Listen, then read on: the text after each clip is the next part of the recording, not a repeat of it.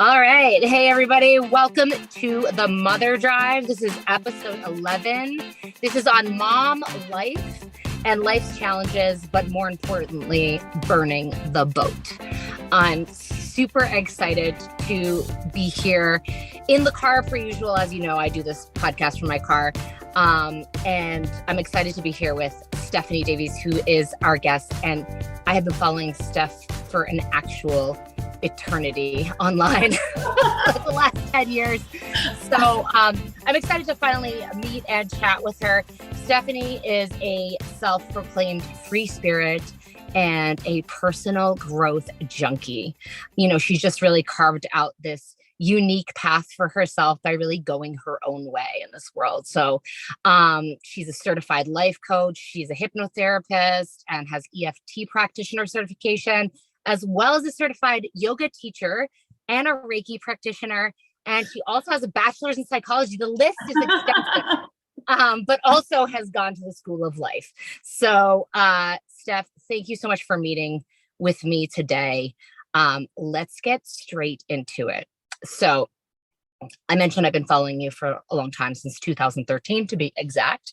You know, there's been many chapters of like evolution and reinvention, I think, over the last 10 years. But I want to know a little bit about where you started, but then also about where you are now on your journey. And what does that look like? Yeah, I'm so excited. I love when the internet brings moments like this into reality. Like just the human experience that we're all going through, and then to have this moment to connect is so cool. So my journey started right around when we must have connected online in 2013. I had just had a baby kind of unexpectedly, a little earlier than we had planned, but you know, life has different, life has different plans sometimes. Yep. And so I left a career in real estate because it was just too demanding to balance with being a mom. And I was starting to get those pings like, oh, maybe I'm someone that wants to be at home with my kids. That's weird. I never thought that would be what I identified with. And so I stepped away from real estate without a safety net. Speaking of burning boats and bridges and taking big leaps. And just kind of opened up to what the universe had in store for me. I had completed college at that time, but I didn't have any leads. It was like, that was my first big girl job. You know, I had a bachelor's in psychology, fun, but needed to go to grad school to really put that to work. I had initially wanted to be a marriage and family therapist, but I struggled with the free spirit in me struggled with really thinking about, again, how that would fit with motherhood. So around that time, I stumbled onto network marketing, and that kind of took off. I saw the opportunity to be at home with my babies and get healthy and inspire other people. And so that was my first experience with kind of taking myself online and starting to share my journey as a mother, as a free spirit, as someone who wanted this life of freedom and abundance and adventure in an unconventional way. So I know Katie mentioned, I love helping other people kind of go their own way, identify what's important to them. And so I stayed in network marketing. I still am in network marketing, but transitioned more in the last few years to doing life coaching and working with people privately. So now I host online courses and help clients who, it's kind of a balance of entrepreneurs and also people who just are at a crossroads in their life, and they know they're on the precipice of something, but maybe need more clarity or the confidence to burn that bridge or to make that big change. So I am obsessed with this life and the opportunities that we have, especially with social media. And so I hope this chat today can also just get the wheel spinning for people, or expand really what they believe is possible for them. It's kind of, my big goal in this life. Like, let's do this. It's so, so sacred that we get to help people and really have the opportunity to do life our own way, Yeah, absolutely. I think I've heard you say this before, but it's also one of my own personal thoughts as well, that like it's all very collective, right? Like everything is collective. So the more we can contribute to helping other people on their way, the more it just creates greater good and movement in the world. So Yeah. for sure. So 100%. since we, you're all about spirituality, which I can relate to. When was like the first time that you felt led spiritually in an undeniable way? And like, did this impact your path forward immediately? Or did you like go, oh, that was really like, I felt like the call to do that immediately? Like, or was it like, I've done this, this sort of like, I've got this spiritual lead and I'm going to do this, but like, it hasn't caused me to make like an immediate change in my life. Yeah. It's maybe a later thing. Yeah. So I grew up, I feel so grateful. I was raised in like a non-denominational church. And so I had access to spirituality and that there was something greater. And I would say, even as right around the time I became an entrepreneur, just kind of playing with seeing signs and feeling like the universe would support me if I was of service. Remember that kind of dropping in for me, like, okay, there's an energy here that I can play with as it relates to manifesting the things I want. Like, is there something else here? But really the moment, the line in the sand for me was when I lost my grandfather who raised me. And it was the first person really close to me that I had to ask myself, like, where did they go? Where are they in this afterlife? And how do Yeah. I feel about that? And how do I relate to that? And how can I explore that in a way that also helped me heal through grief? Was just developing that connection. So that was the moment in time when I started to feel more connected, like, to whatever was happening on the other side. I would ask him for signs, ask him to drop in, to be there with me when I was speaking for something that I was scared to do. And since then, it's just evolved from there. Gabby Bernstein is a huge like way shower for me as it relates to my spiritual path. But I think that Yeah. it's really hard to extract it out of business if you have that relationship with a higher power, right? Like, Right. we're, especially when we're here to be of service, when you're here to, impact moms and help people not burn out and help them kind of discover how they relate in business and in motherhood, there's no way to take the service out of that. And I feel like service is synonymous with living a spiritual life. For me, it's basically being a mini way shower. Absolutely. Side note, Gabby Bernstein, I remember being at a particularly low point, like a few years after I delivered my first baby.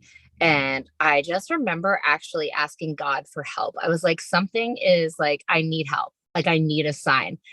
I walked outside the next morning on my step, on the actual front step in the brownstone that we were in Brooklyn, was Gabby Bernstein's book, Stop. Find Your Ing. Stop. Finding Your Ing. I was like, wild. Yeah. And it literally, the message on the inside was like, whoever picks up this book, I hope it like benefits you basically as much as it did me, and like pay it forward. Like, which was what I was like, what?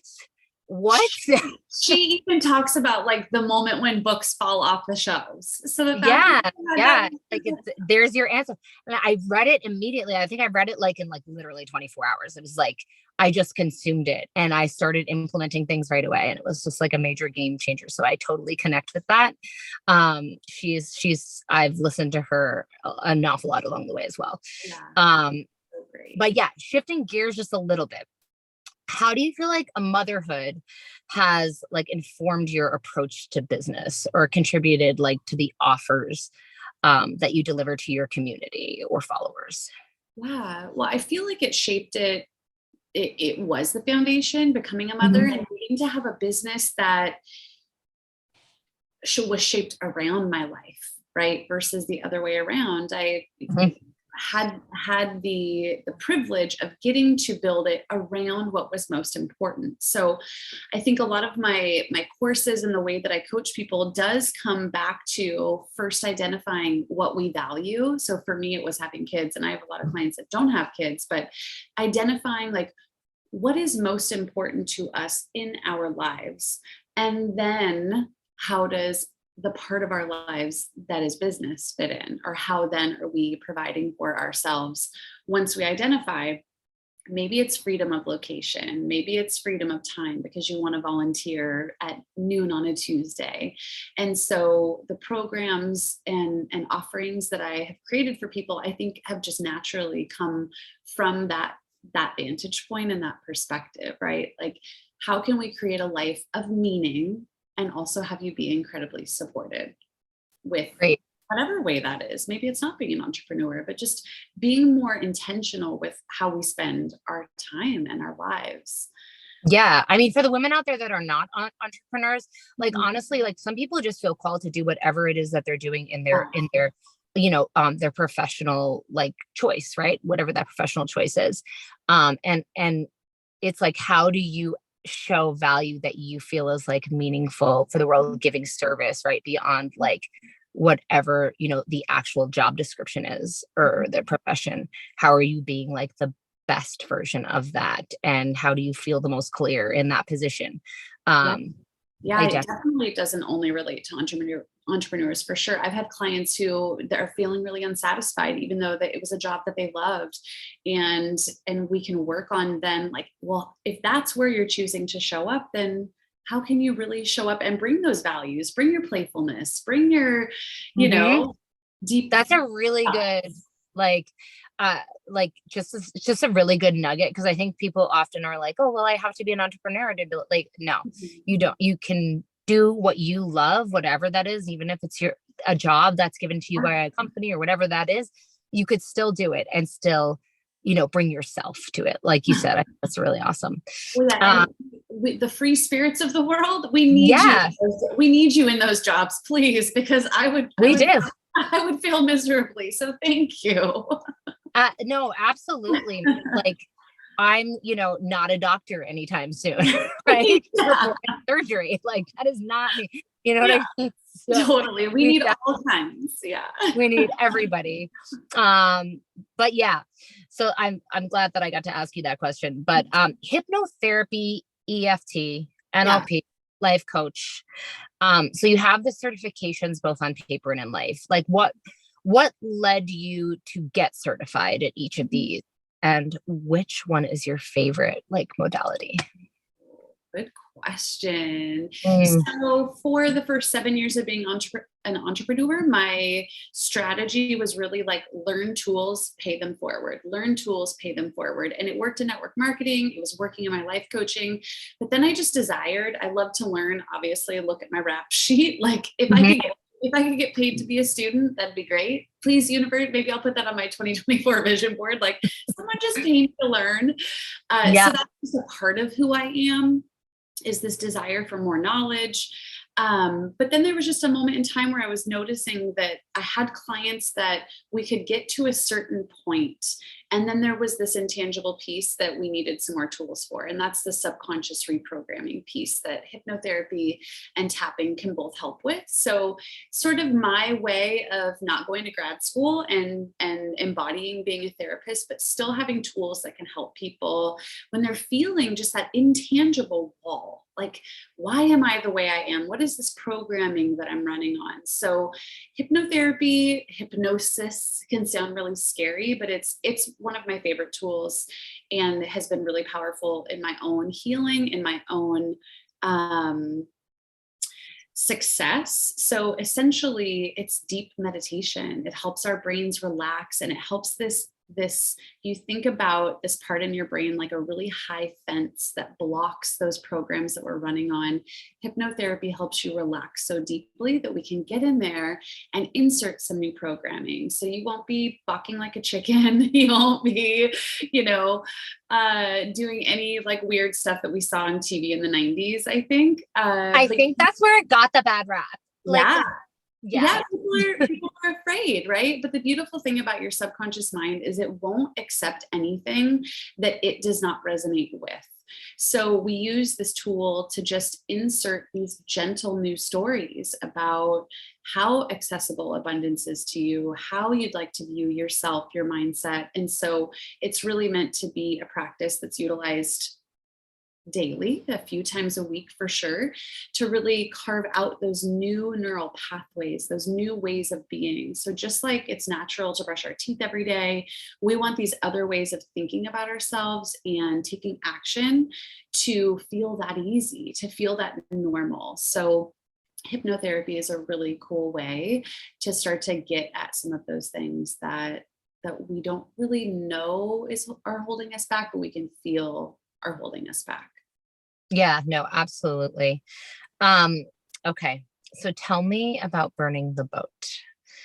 You've reinvented yourself and your business, many times. And I just think our listeners would like to learn more about, you know, the van.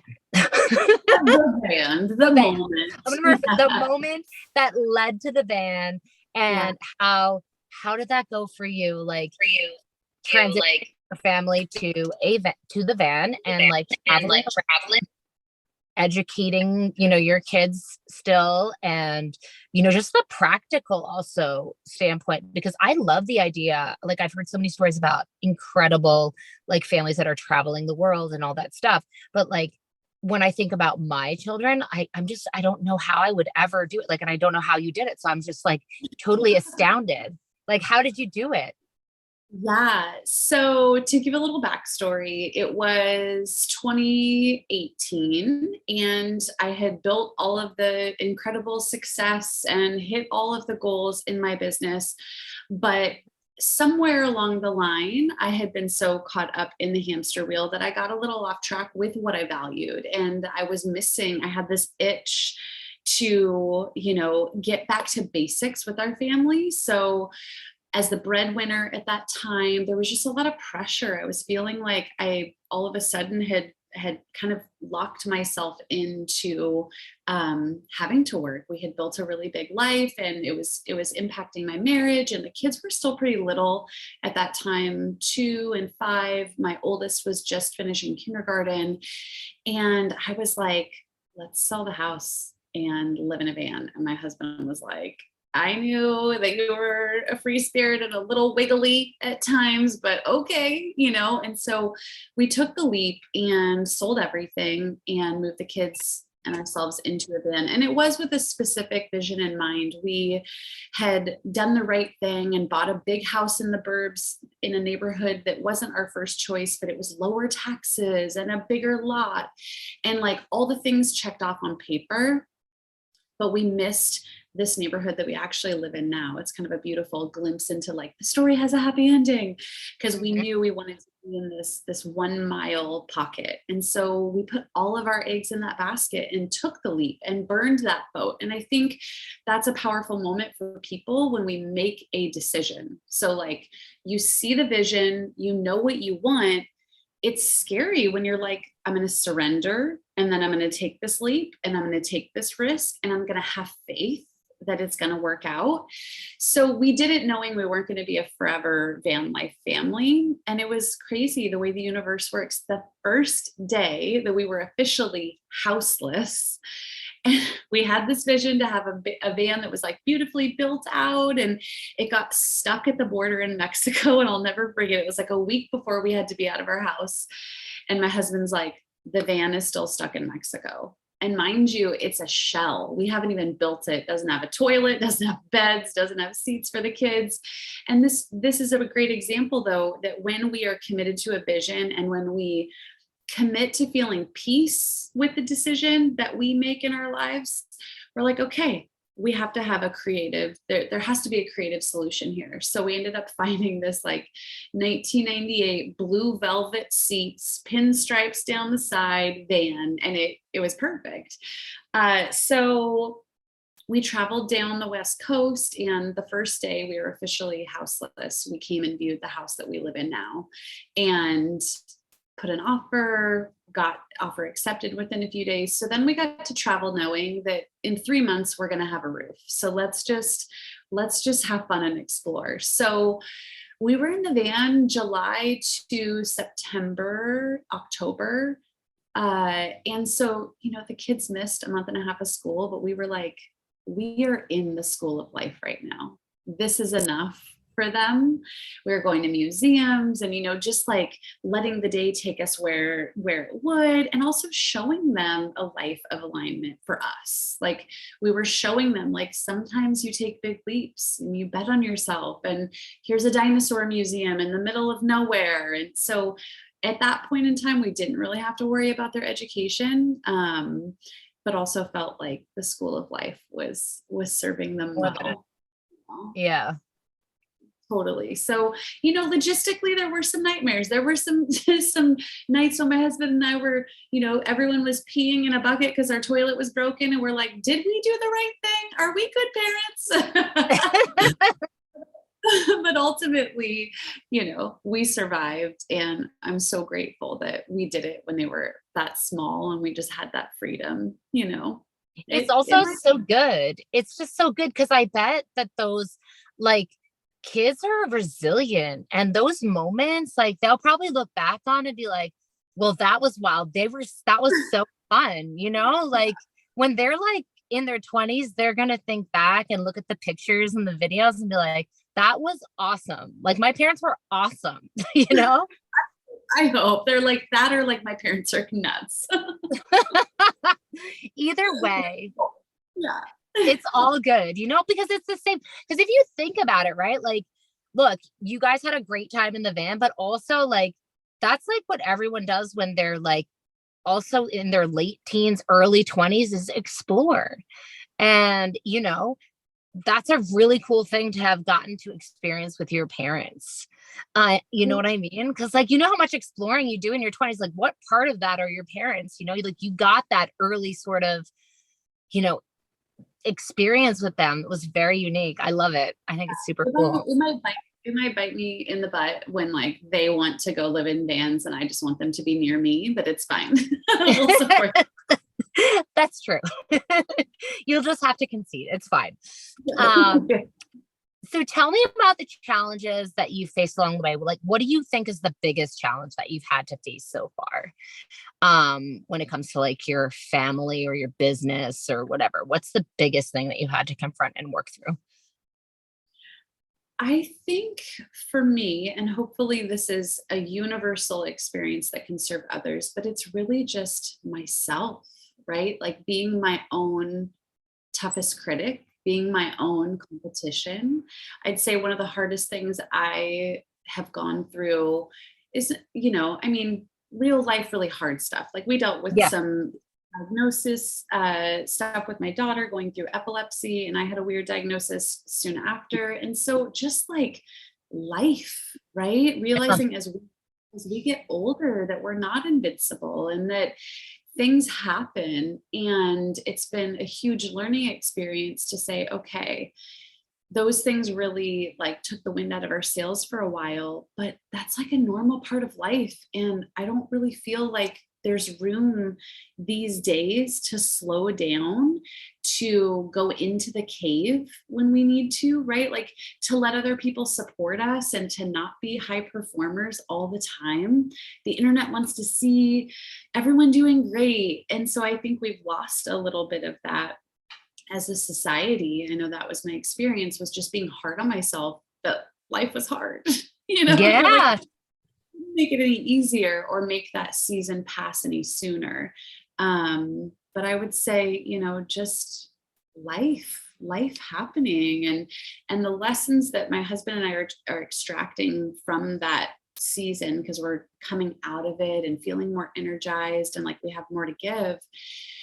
The one regret I have is becoming disconnected at times from my mission, just as a human, because I feel like had I been more connected in that moment when things sort of fell apart, I would have had more gas in the tank and I would have been able to continue to show up and allow myself to be seen even when it was hard.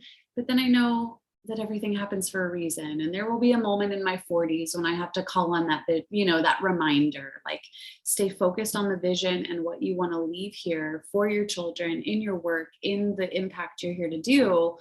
So with that, with life's bumps, you're able to still like focus on that North Star and do what you can do in that moment and let it be enough.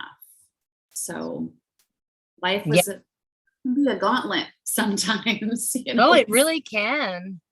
It really can. I mean, life just serves up. And what's crazy about even the difficult, like I know for me in my past, the most difficult challenges have just been basically the service of delivering me like an opportunity to learn so that I can contribute to how to manage this moving forward. Like in terms of like showing my children how to manage this, show like just in the modeling Yeah. of that difficult thing, right?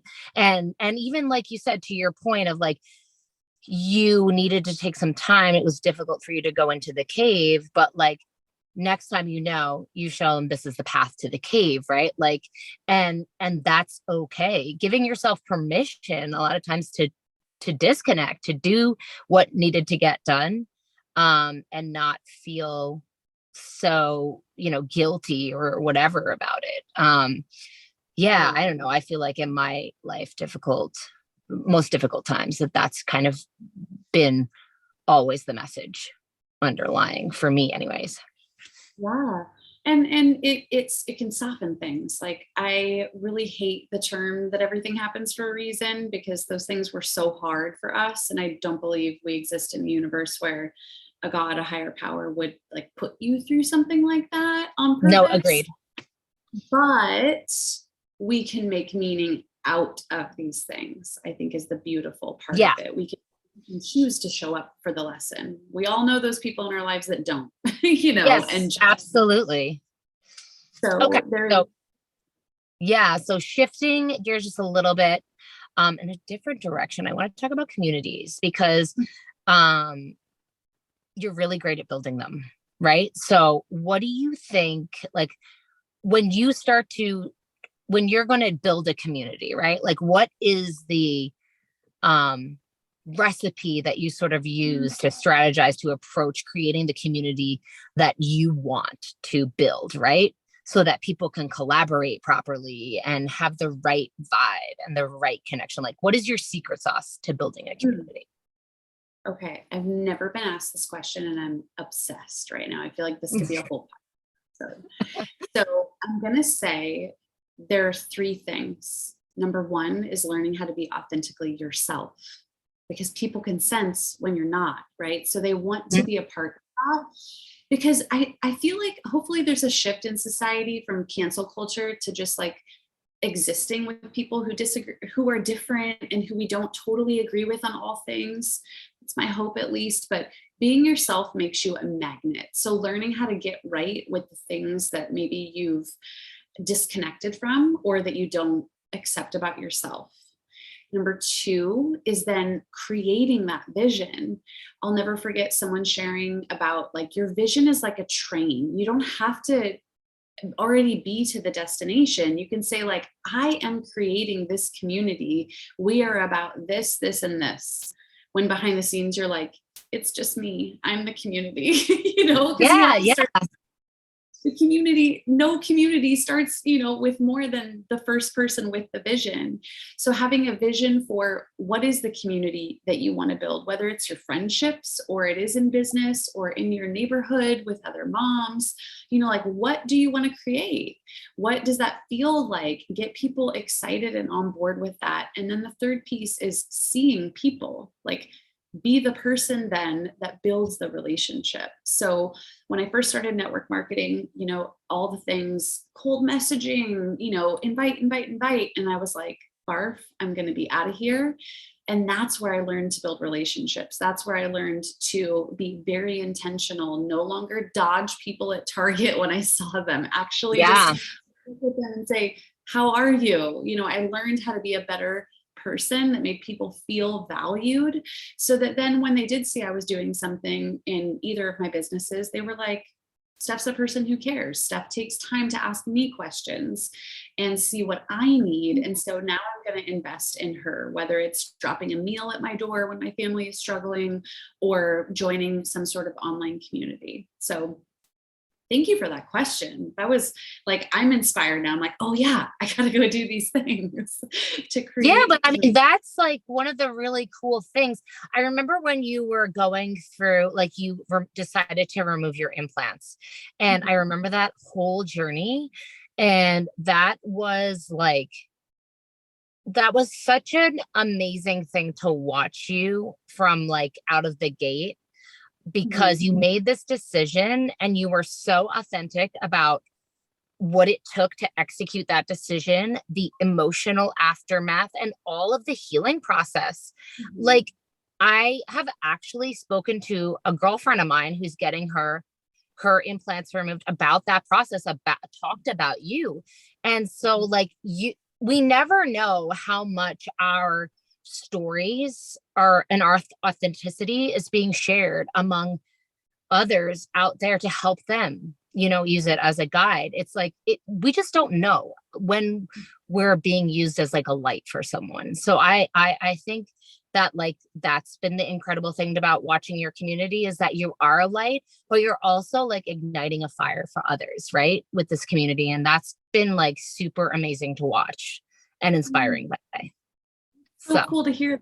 Thank you for also that reminder. It makes me think, I've heard the analogy of like a little spark or a candle, and that we're all literally just lighting, I lit yours with my story, and then you lit your friends, and they feel less alone. And you don't even have to be in the online space to do that, which I think is beautiful. You can do that in your homes, in your communities, in your 100%. workplace. And it is like the ripple effect matters. It does. It does. So now, non-negotiables. What's your one non-negotiable that you do for yourself every day? But also, what are your non-negotiables in the ways that you show up for others in your family, like your husband, your kids? I want to understand. I hope the moms listening can hear this. My non-negotiables for myself are the same for my family, okay? Because my non-negotiables are like filling my tank, because we forget, I love this saying that our kids, the things that they learn are caught, not taught. It's one of my favorite things. So they catch what we do, right? They catch how we take care of ourselves. So when they see me strung out, but I'm telling them to chill out, no, they're catching my strung out. But when they look at me and their eyes are a little teary because they really want me to do bedtime, but I'm going to 7 p.m. yoga, and I look at them and say, Mommy really needs to go to yoga. It's really important to me. It helps me feel calm and strong and, whatever, but I'm going to make breakfast for you in the morning and I'll do bedtime tomorrow. So it's those moments compounded over time that I want to show my daughters and model for them how to take care of yourself, so that then you're on the floor rolling around with them because your tank is full. So my non-negotiables are moving my body and making time for journaling, meditation, like relaxing. I grew up an only child, and so sometimes being a mom is really overstimulating for me. And so the best thing for for everyone here is for me to be chill. So right. I just make time every single day to get out of my head and into my body, whether it's yoga or a beach body workout, like just making that time to just not be needed and to fill your tank, I think is so huge. So, agreed. So this actually is a really good transition into the next question about gratitude, because I know you mentioned journaling, but I'm just wondering, how does gratitude impact your mindset overall? And when you think about your business, what is the thing that you are most grateful for when you look back on your business? You look back on that moment and you're like, well, shit, if I didn't have that, I'm so grateful for that moment, because if I didn't, my business wouldn't be where it is. So I am one of those people that's really annoying because I'm optimistic, even when I'm in a low season, even when I might be struggling or going through depression or whatever it is, I still always have this North Star of gratitude. And in moments when we've been at rock bottom and not able to pay our bills, it's almost like we're able to feel it a little more then. You're so grateful for just the simple things, right? So Gabby Bernstein, to quote her again, says, what we appreciate appreciates. So gratitude, I even have a gratitude practice built into one of my confidence courses. Like, it's just such a way to raise our energy in a really simple way. When I was diagnosed with a rare form of blood cancer that's incurable, shouldn't impact my life expectancy, but it's stressful. It's a lot to process. And I want to help people not have to have moments like that in order to feel gratitude, right? In order to feel thankful that we are just upright and woke up today, Yeah. Yeah. We have to let it be really simple. And I think gratitude just is a little cliche. And so people are like, does that really matter? But try it. Sit and do a gratitude rampage for the length of one song and see how you feel. And just don't let the pen stop, right? Fall leaves on the ground crunching, the squirrel, it's like there's so many things all around us all the time. And so then how gratitude relates to my business, or what I'm most grateful for in my business, is just really the people that show up for the live videos, the courses that give me the opportunity to live in my purpose. Otherwise, I literally, whenever I'm not in my purpose or being of service, like, I'm not a whole version of myself. I'm grumpy and I'm sad. And so I'm really just so grateful that the people show up and let me do my life's work and be of service. That is awesome. I love that answer. Okay. So how do you imagine the future of your business with, StephanieDavies.com? Like, what do you foresee? Like, how do you imagine it unfolding? And is there anything that you are really, really excited about launching in 2024? Yeah. I mean, zooming out, I can't wait. It's so interesting. My husband and I were talking about this the other day, that like, we'll have another van life moment for sure when the kids are out of the house. Like, we see making sure that we're building our life in a way that continues to give us that freedom when we're older.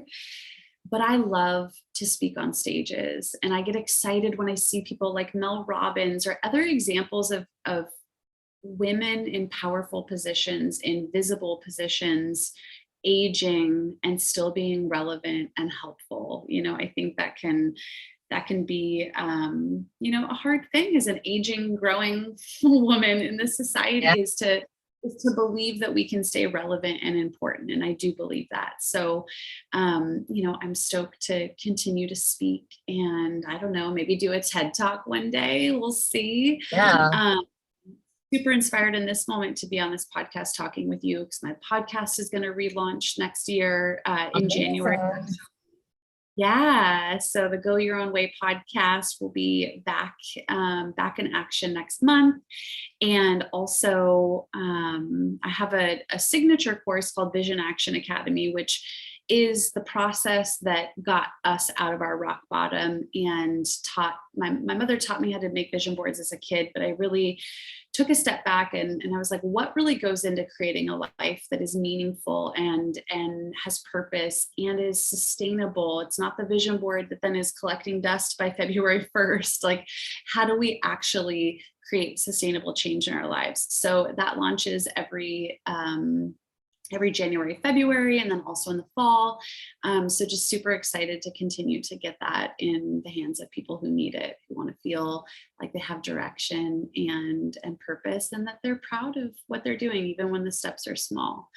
I did see that you're hosting a vision board party on the 31st, which I saw. I was like, oh my God, I could think of no perfect way for, kicking off your year, right? Like a vision board party. My husband makes fun of me all the time about a vision board. So what I did last year, which I found was awesome, was I created a video vision board. And so I just basically put together like this cute little video that's like 30 seconds and snapping like all of the things that I wanted for myself. And I think I did all of them except for create a retreat for my business, which almost happened. but it fell through at the last minute. So, but I, again, aligning, like timing, whatever, but I almost completed everything on my board this year, which is a first. So it was really, really exciting. I think the video element of that was like something that really, I don't know. It was like, took it the extra mile for me. You created an embodiment experience. So what you did with that video is you got your subconscious online with your goals. Your body started to feel it, I bet, when you watched that video. That's the ticket, is to instead of pushing towards our goals, when you have a practice like that, it pulls you towards them. Then you feel it and you're like, let's go. Like a failure can come. Yeah. Like it's nothing is so much more fun. It is. 100%. It's really cool. I liked it. But anyways, okay. Best piece of business advice you've ever gotten, and mom advice. I'd say best piece of advice I've ever received is that what is of the highest good for you is of the highest good for everyone. So back to the yoga example as a family, let's say in business, you're sick and you have to reschedule a call and you're beating yourself up. It's like, if you just operate from the belief that because it is of the highest good for you to reschedule that podcast because you got a runny nose and you want to feel better, knowing that like that is going to be the message that your podcast guest receives and is like, oh, thank God, I was feeling tired today, or like I really wanted to, get this other thing done. So for me, that's like my one thing that I come back to over and over again. If I'm doubting a decision, I'm like, nope, what is of the highest and best for me is going to be what serves these students, these clients, my family, anyone. So as long as you're coming from a good place, if you're being naughty, then, that energy is different. Yeah, absolutely. But I think that covers both business and mom life. Okay. So before we go, if anyone wants to get in touch with you, where can they find you? Yeah. So you mentioned my website, stephaniedavies.com. I am Free Spirited Boss Babe on Instagram. That'll be changing soon, but I think if you just search me, Stephanie Davies. Ooh, changing soon. Oh my goodness. We're gonna shed Free Spirited Boss Babe. It's just time to actually just let myself be seen and be the brand. And I'm great. also tired. Now my kids call me Free Spirited Boss Babe, and I'm like, I can't anymore. You're like no. Now my middle schooler is like, Mom, we Googled you at school. And I'm like, oh no. Okay. What conversation? That must be a conversation. I feel like that's gotta be, I'll have to do an update interview with you in a while and I'll be like, so tell us about the Google. Yeah, I was like, oh, I definitely felt my stomach drop there for a second. Like, oh. No, it's all good. But listen, thank you so much for your time. I'm so happy that we got to connect. And I just want to say, like, keep on being out there and being this light for everyone. It's been so refreshing for the last number of years to follow you. Honestly, it's been great. And so I encourage you all to check Stephanie Davies out.